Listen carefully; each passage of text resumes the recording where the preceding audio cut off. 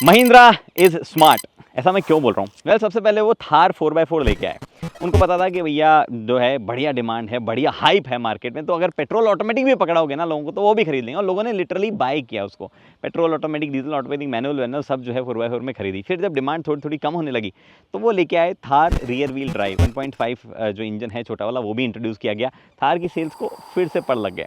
और जेन्युइनली अगर देखा जाए तो जब रियर व्हील ड्राइव आई तो उसके बाद में थार 4x4 की सेल्स को 10% के आसपास ही जो है बची, क्योंकि लोगों को एक्चुअल में माहौल के लिए गाड़ी चाहिए थी। उनको 4x4 या ऑफ रोडिंग से ज़्यादा मतलब था नहीं। उसके बाद में वो लोग लेके आए हैं Thar rocks, a 5 door Thar. But क्यों?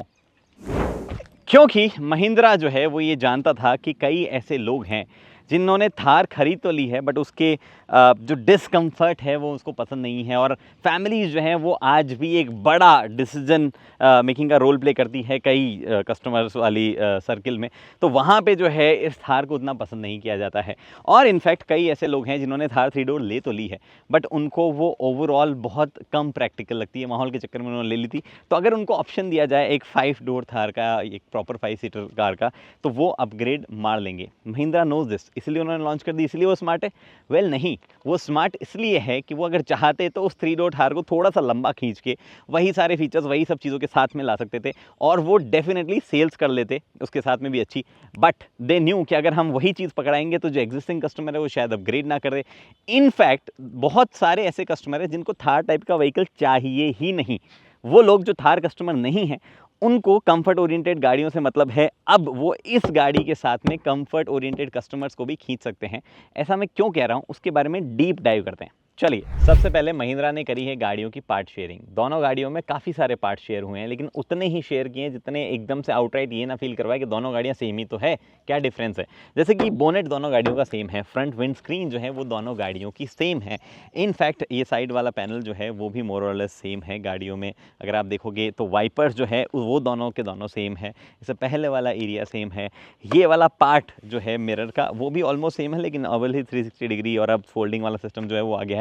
इनफैक्ट दरवाज़ा सेम है, जो कि आप जो है अंदर से देखोगे तो ऐसा फील नहीं होता है। रियर वाला पोर्शन जो है वहाँ पे नहीं आता है। बट अगर आप पूरा एंड तक जाओगे तो रियर पोर्शन में ये जो ग्लास है ये सेम है, हालांकि इसमें वाइपर आने लग गया है अब। और ये जो बाहर खुलता है, this entire portion is exactly the same. तो इतना पार्ट शेयरिंग के बाद में गाड़ी सेम हो जाएगी? क्या अंदर से भी सेम है? अंदर से मेरा मतलब कैबिन के अंदर नहीं, गाड़ी के खोल के अंदर क्या चीज़ें उसकी बात करते हैं। सबसे पहले इंजन जो है वो भी सेम है यहाँ पे।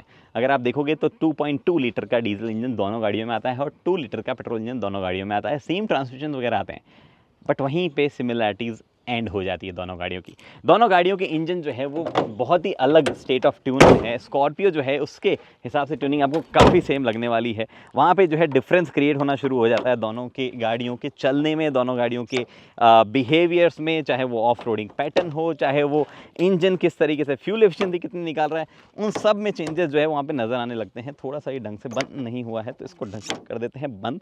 उसके बाद में मैं आपको एक्सप्लेन करता हूँ चीज़ें। देखो, थार रॉक्स और थार जो है वो बहुत अलग गाड़ियां हैं in terms of dimensions, in terms of weight. और जब गाड़ियों का वजन अलग है तो गाड़ियों को पावर फिगर्स भी जो है वो अलग देने पड़ेंगे।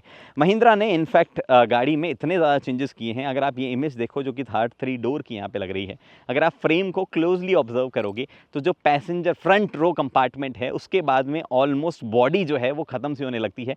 सिर्फ 2 ट्यूब्स जो है वो पीछे के कंपार्टमेंट के लिए दी गई है, जो कि रोल ओवर होने के टाइम पे काम है।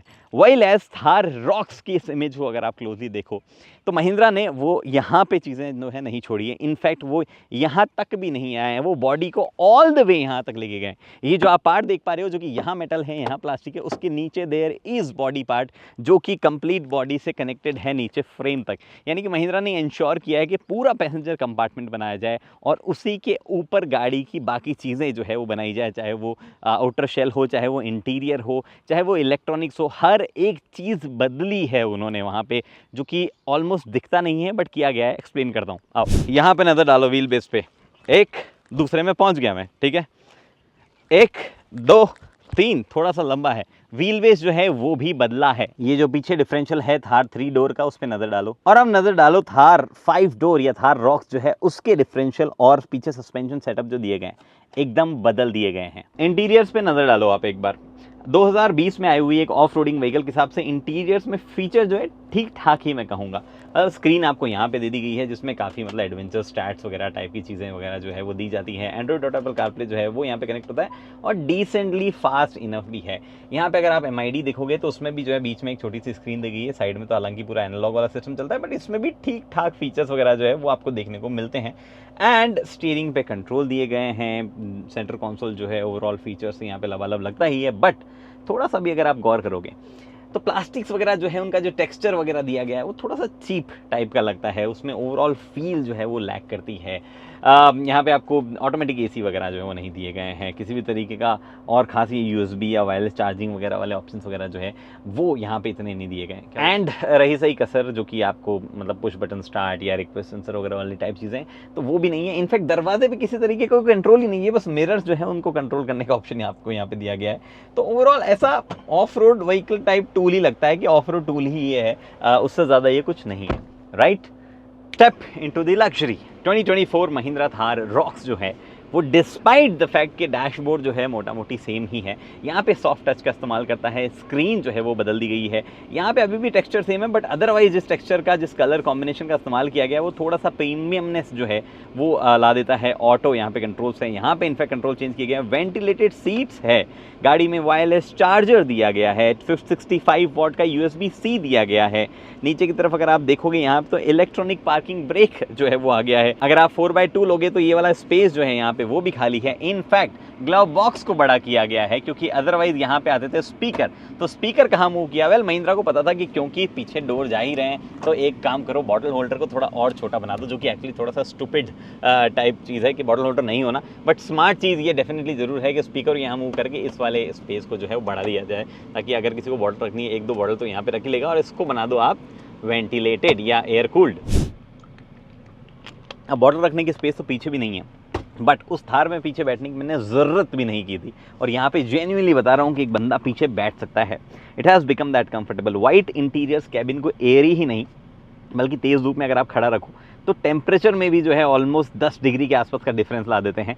टेस्ट नहीं किया है, मुझे फील हुआ है, वैसा मैं बता रहा हूँ। इनफैक्ट ये सीट जो है ये मल्टीपल लेवल्स तक जो है वो आप एडजस्ट कर सकते हो। ये एक लेवल है जो कि सबसे अपराइट है, और ये वो लेवल है जो सबसे पीछे आप कर सकते हो, और आप एट योर कंफर्ट जो है कंफर्टेबली, मतलब ये पता नहीं कौन सी भाषा में बोल रहा हूँ, पर मेरे कहने का मतलब है एट योर ईज़ आप बैठ सकते हो जैसा भी आप बैठना चाहो। हाँ, थोड़ा सा लेग रूम वगैरह जो है उसकी कमी, थोड़ा सा कंजेस्टेड टाइप पीछे फीलिंग होगी, बट 6 फुट का बंदा भी यहाँ पे बैठ सकता है। इनफैक्ट बूट स्पेस जो है अगर आप वो भी देखो तो वो भी बड़ा है, और इतना लॉजिकल हो गया है, अगर ये सीट सही से लगी हो तो, अभी मैंने पूरी पीछे कर दी है, अगर इतना लॉजिकल हो गया कि आप त्रिभुजाकार, आयताकार, स्क्वायर, कैसा भी आप जो है बॉक्स या बूट में सामान रखना चाहो वो कंफर्टेबली डाल पाओगे, which is actually impressive.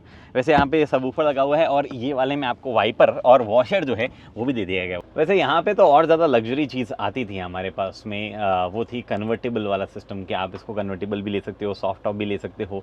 In fact थोड़ा बहुत जुगाड़ करके अगर देखो तो ये वाला पार्ट रिमूव भी किया जा सकता है। वो लग्जरी अब ख़त्म हो गई है, लेकिन यहाँ पे वो आपके पास लग्जरी नहीं है, क्योंकि मेटल का जो है टॉप आता है, रूफ टॉप, बट हाँ सनरूफ आ गया है, वो भी पैनोरामिक वाला। अब क्या करें, ई गोला पर सनरूफ का वैल्यू ज़्यादा है भैया करंटली। थोड़ा सा ड्राइव करते हुए बात कर लेते हैं, और थार को थार की तरह चलाया नहीं तो फिर क्या ही मज़ा है थार चलाने में। ये पूरा पानी जो है सामने की तरफ स्प्लैश कर देती है। एनीवे, वो थार रॉक जा रही है हमारे आगे, इसके बाद मैं उसकी बात करूँगा। और अगर आप इसको बैठ के इसको चलाएंगे, इसको देखेंगे, तो जिस तरीके से ये गाड़ी चलती है ना, मैं सच बता रहा हूँ, आपको लगेगा कि प्रॉपर ऑफ रोड टूल है। ऐसा कभी भी सेटल नहीं होती, हमेशा ऐसे चलती रहती है। लैडर फ्रेम ये भी है, लैडर फ्रेम वो भी उसमें जाके बात करूँगा, वो कैसे थोड़ी सी अलग है। और थोड़ा सा मैं गैप क्रिएट करता हूँ ताकि थोड़ा सा स्प्लैश जो है कीर्ति भी कर पाए, जो कि आगे वो गाड़ी चला रहा है, और मैं भी कर पाऊँ, क्योंकि कीर्ति लेकिन थोड़ा सा अच्छा बच्चा है, वो स्प्लैश नहीं करेगा, वो आराम से लेके जाएगा। मैं थोड़ा सा स्प्लैश मारने की कोशिश करूँगा। And let's do that. Yeah.